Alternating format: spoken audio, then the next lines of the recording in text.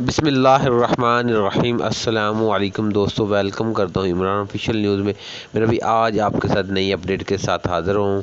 जो मेरे भाई सऊदी अरब जाना चाहते हैं बारस्ता अफ़गानिस्तान, वो कौन से वीज़े वाले, आमिल वीज़े वाले या साए ख़ास, उनको क्या परेशानी बनती है कि नहीं, इस पर पूरी तफसीलन बात करते हैं। तो इससे पहले आप मेरे चैनल को सब्सक्राइब करें और बेल आइकन को दबाएं ताकि इस तरह की तमाम वीडियो आप तक पहुंचती रहे।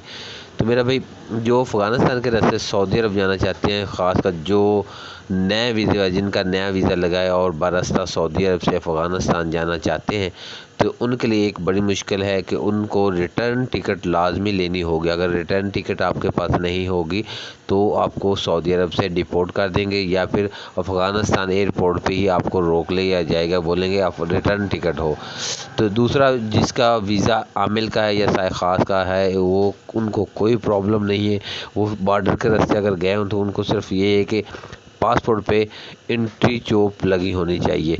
अगर आपको एग्ज़ैक्ट की मोहर लगी होगी और एंट्री नहीं आपकी अफ़गानिस्तान की होगी तो फिर भी आपको प्रॉब्लम होगी। तो आपको उधर वज़ीर ख़ारजा के दफ्तर जाके काबिल में एंट्री करा लेनी होगी और एयरपोर्ट पे आप जाएंगे तो आपका नाम बोलेंगे तो आपकी एंट्री होगी, तो आपके उधर लिस्ट चली जाएगी।